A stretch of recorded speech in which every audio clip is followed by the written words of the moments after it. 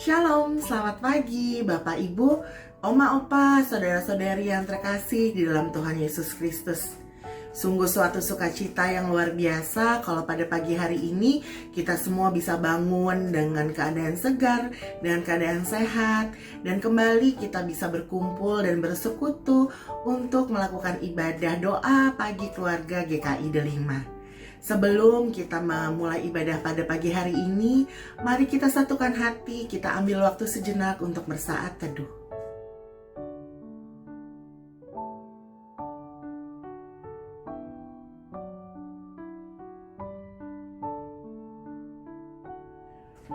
Bapak, Ibu, Saudara-saudari, seperti yang kita ketahui, belakangan mungkin dengan kondisi saat ini banyak sekali perubahan-perubahan yang terjadi di kehidupan kita.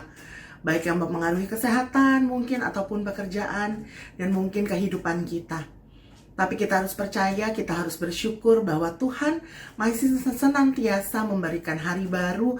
Tuhan masih senantiasa memberikan kehidupan yang sangat baik untuk kita jalani. Dan tentunya segala perubahan yang terjadi dalam kehidupan ini, kita harus percaya jika kita berjalan bersama Tuhan Yesus Kristus, maka semuanya akan baik-baik saja. Mari kita angkat satu pujian dari PKJ 239, ayatnya yang pertama dan yang ketiga. Perubahan besar.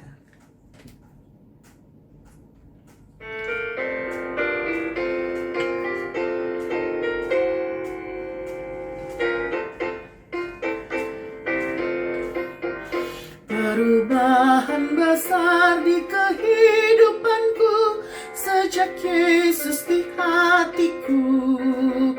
Di jiwaku bersinar terang yang cerah sejak Yesus di hatiku.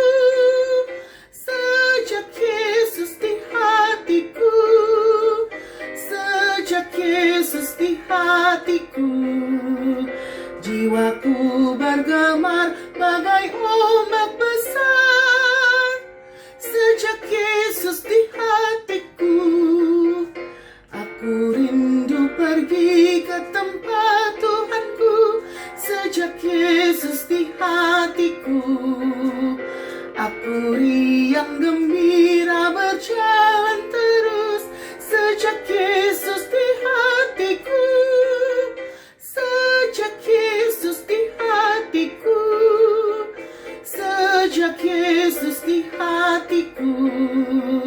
Jiwaku bergemar bagai ombak besar sejak Yesus di hatiku. Mari kita satukan hati, kita berdoa. Tuhan Yesus yang Maha Baik, terima kasih ya Tuhan kalau pada pagi hari ini, hari baru sudah Tuhan sediakan bagi kami.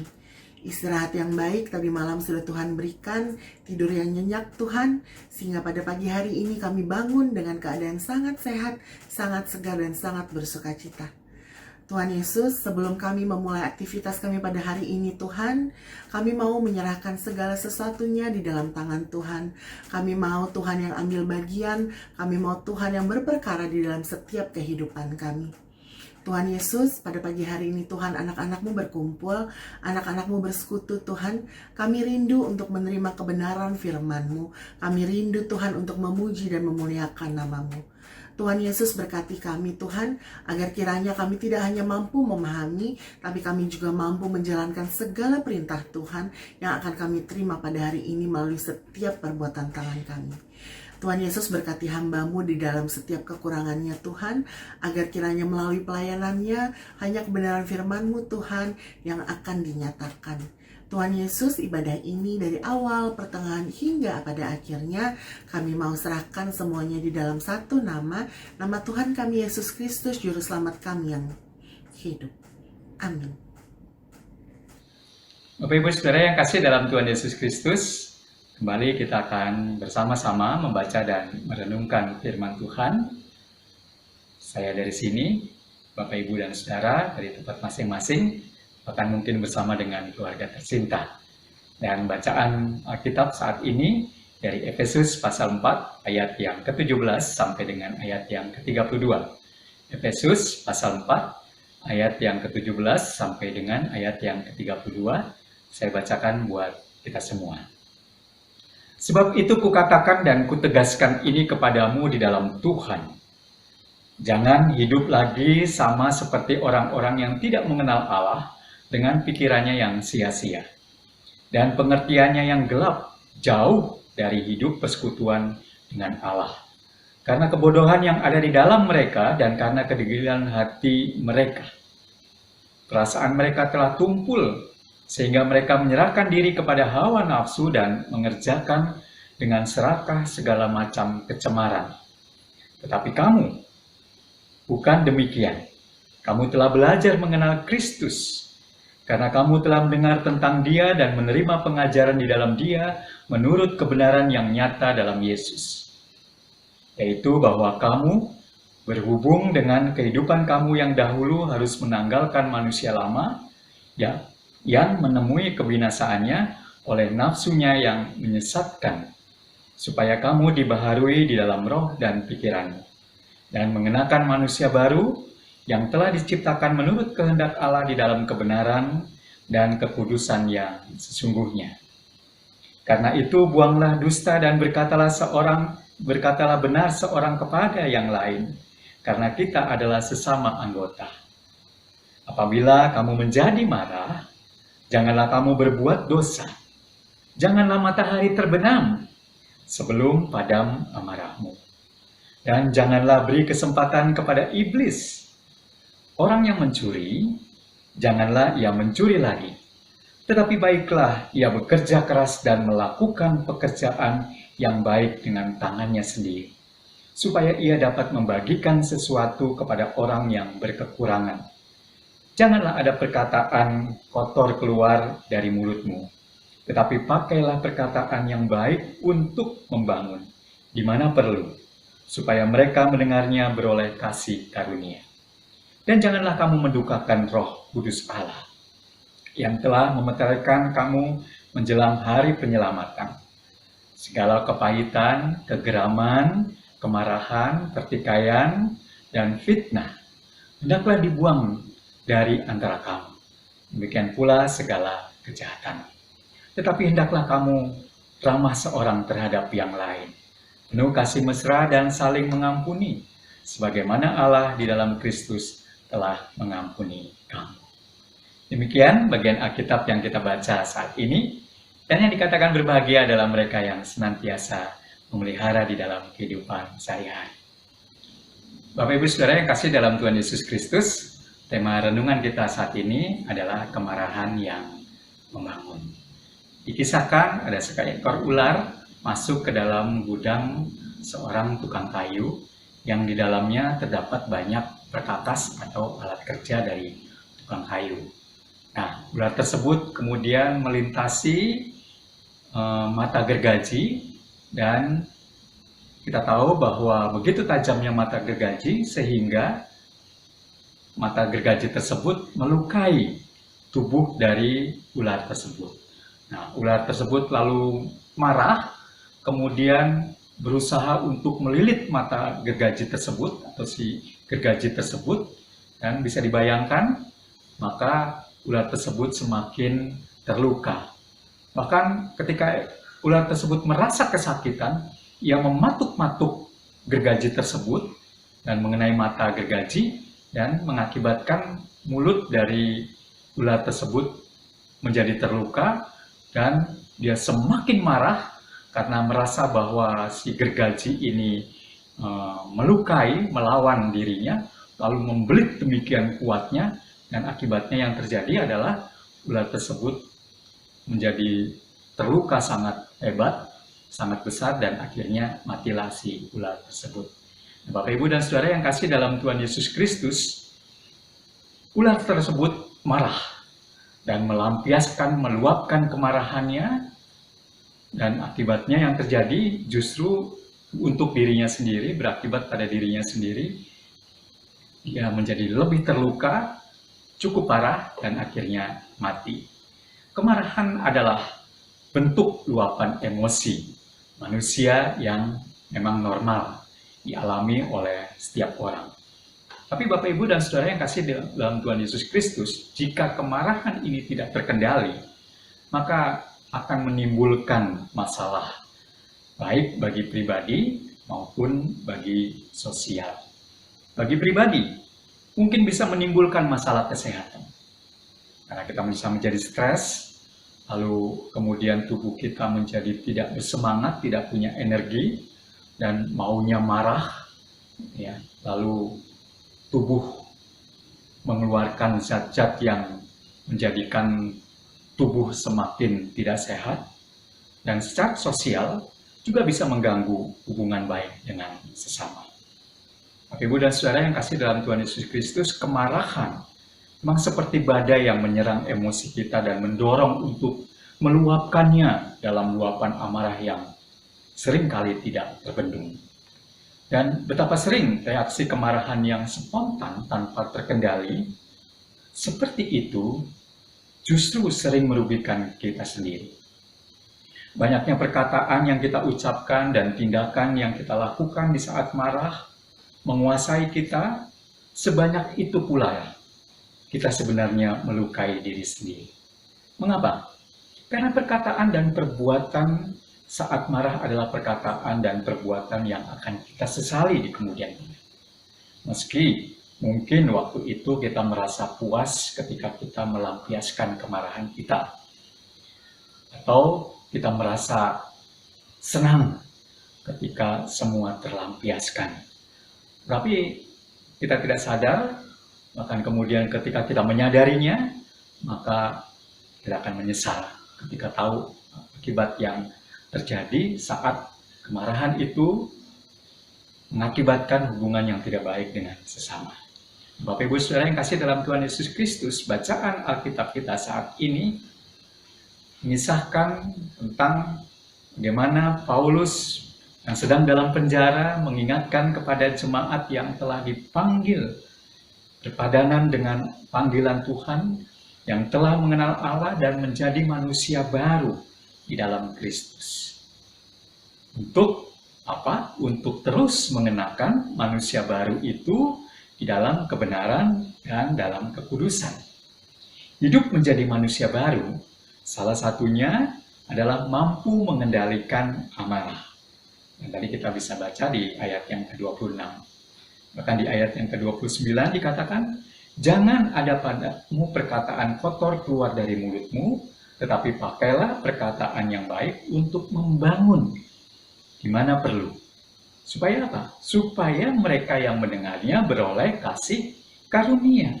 Bukan menjadi kesal, bukan menjadi sedih, bukan menjadi benci kepada orang yang mengatakannya.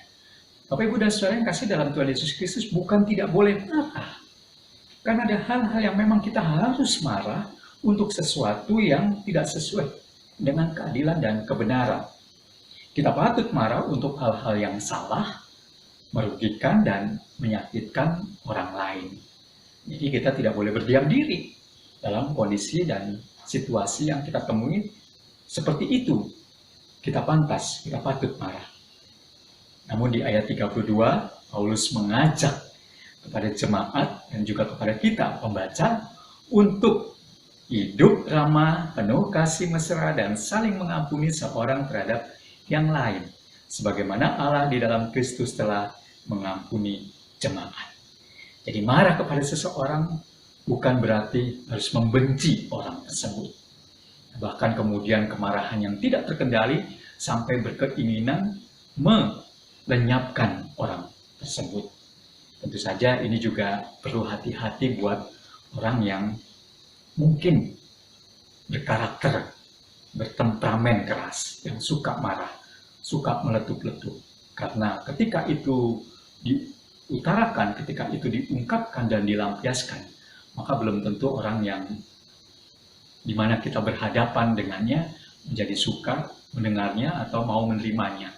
Bisa jadi dia akan menjadi benci, dan kalau kebencian itu dia simpan dan dia pupuk, bahkan bisa menimbulkan balas dendam.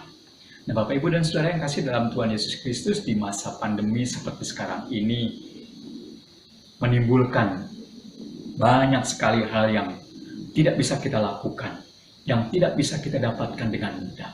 Dan ini juga bisa memicu kemarahan kita, bisa membuat kita mengungkapkan dan meluapkan kemarahan kita. Karena kita kesal, karena sesuatu yang tidak bisa kita dapatkan, karena kita kecewa. Sebagian orang tidak bisa mengendalikan kemarahannya, sehingga ketika dilampiaskan kepada orang lain yang tidak bersalah, maka sekali lagi dampaknya memang sangat tidak baik. Contoh, ngoceh nggak karuan di sosial media untuk mendapatkan perhatian, bahkan mengambil tindakan yang tidak terkendali, hingga menyakitkan dan mencederai orang lain. Kadang-kala Bapak Ibu dan Saudara yang kasih dalam Tuhan Yesus Kristus, di saat marah, kita ingin melukai orang lain. Tapi setelah itu, kita baru menyadari bahwa yang dilukai sekali lagi adalah diri sendiri.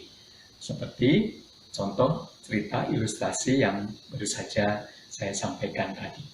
Oleh karena itu, Bapak Ibu dan Saudara yang kasih dalam Tuhan Yesus Kristus, di kesempatan yang indah ini, mari kita sama-sama belajar mengelola kemarahan-kemarahan kita kepada sesama, kepada anggota keluarga, kepada siapapun yang ada di sekitar kita, agar kemarahan yang ada justru saling membangun, saling mengingatkan, saling menguatkan, saling mendukung satu dengan yang lain, bukan untuk saling menyakitkan.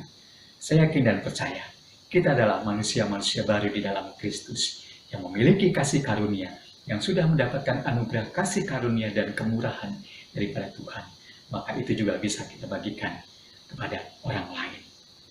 Kiranya Tuhan berkati kita semua. Amin.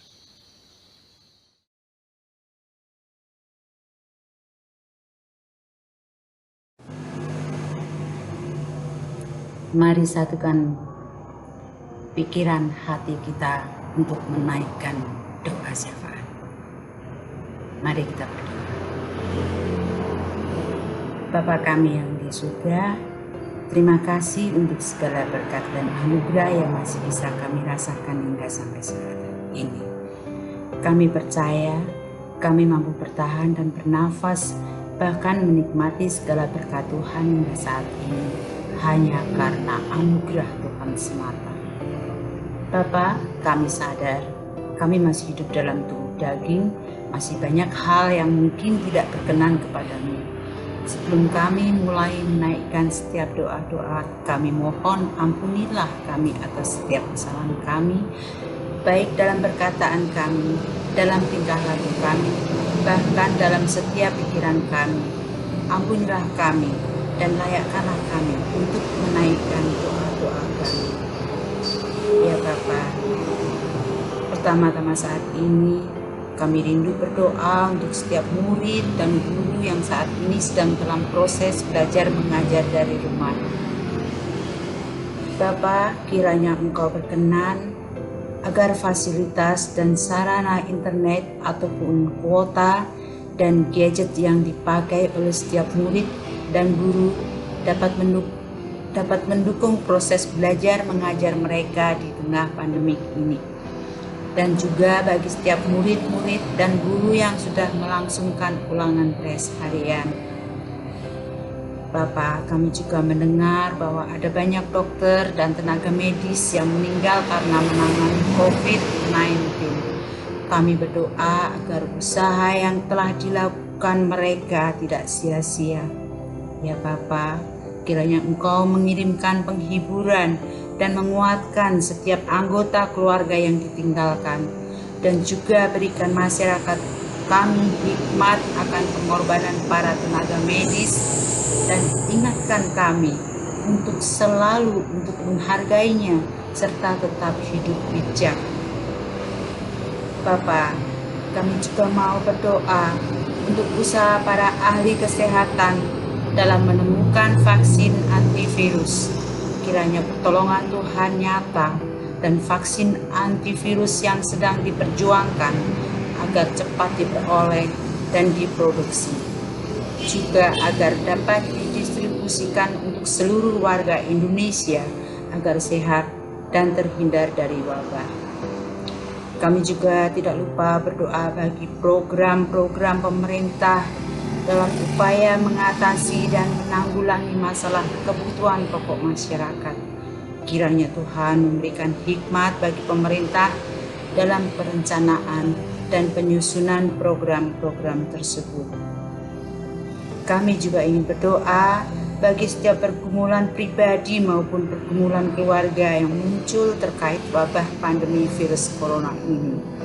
Apapun pergumulan yang terjadi, ajar kami untuk bisa tetap kuat di dalam Tuhan, hanya menaruh pengharapan kami hanya kepada Tuhan Yesus yang mana kami yakini dan percaya pasti selalu bersama kami dan menuntun setiap langkah hidup kami. Mampukan kami dan berikan kami hikmat yang hanya berasal daripadamu dalam menghadapinya. Demikianlah setiap pokok-pokok doa kami yang kami sertai dengan doa yang sudah Tuhan Yesus ajarkan kepada kami. Doa Bapa kami.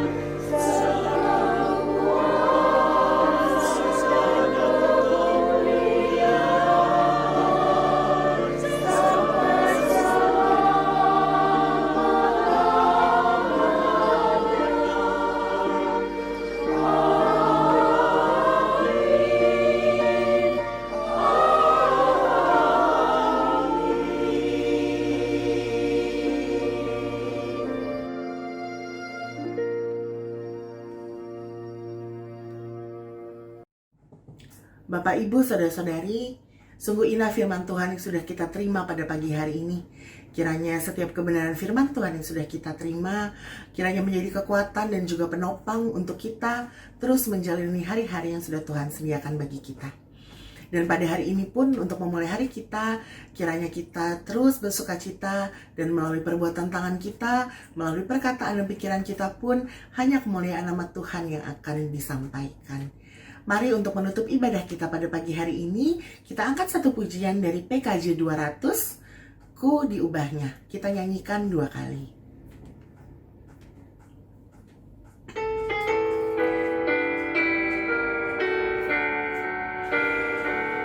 Ku diubahnya saat ku berserah kepada Yesus.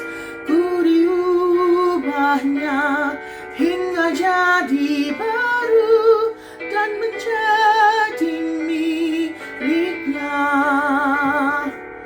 Kegemaran lama telah lenyap dan yang baru lebih berkenan.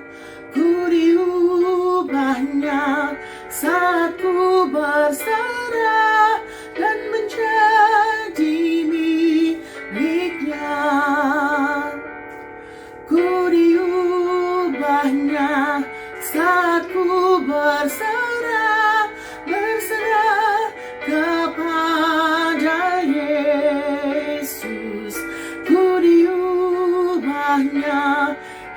menjadi baru dan menjadi miliknya.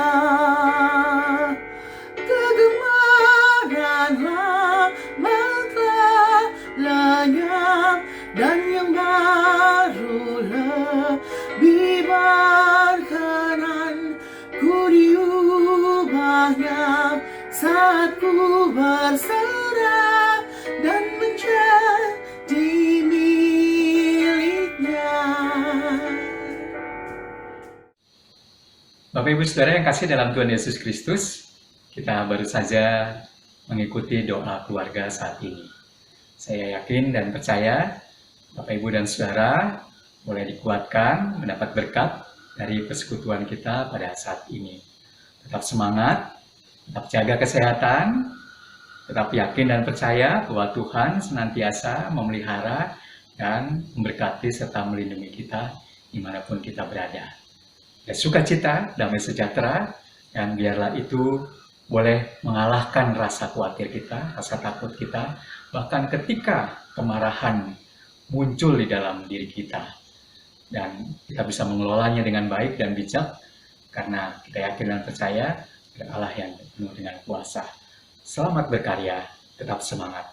Bersyukurlah pada Tuhan, karena Ia baik, bawasannya untuk selamanya, kasih setianya. Bersyukurlah pada Tuhan, karena Ia baik, bawasannya untuk selamanya, kasih setianya.